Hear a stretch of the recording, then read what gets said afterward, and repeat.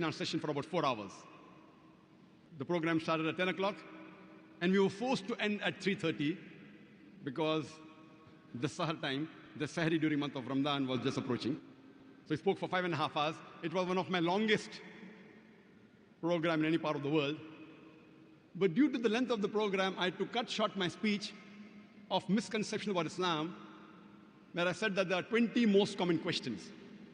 And I was only able to give the reply to 13 most common misconceptions.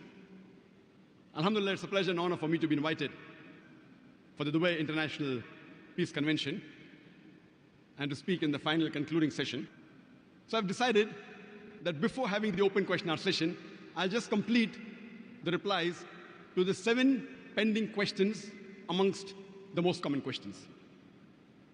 And as I'd mentioned earlier in my speech, that dawah is a duty of every Muslim. It's compulsory for every Muslim to convey the message of Islam to those who are not aware of it. There are various different styles as well as strategies in conveying the message of Islam.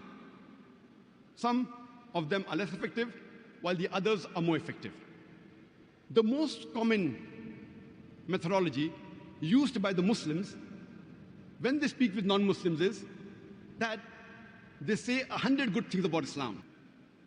Even if that non-Muslim agrees with these 100 good points they have mentioned about Islam, yet at the back of his mind, he will start thinking, oh, you are the same Muslim who is a fundamentalist. Ah, you are the same Muslims who are terrorists. Ah, you are the people who have more than one wife. Ah, you are the people who have spread your religion with the sword. These few negative points at the back of their mind will prevent them from accepting the beauty of Islam.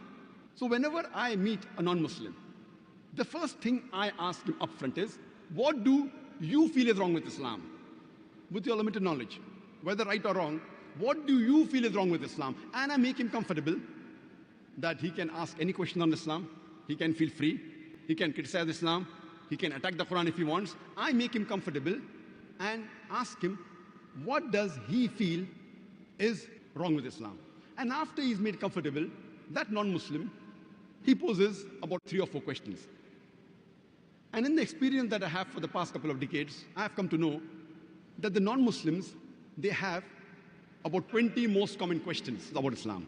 So when he poses 3 or 4 questions, invariably it falls amongst these 20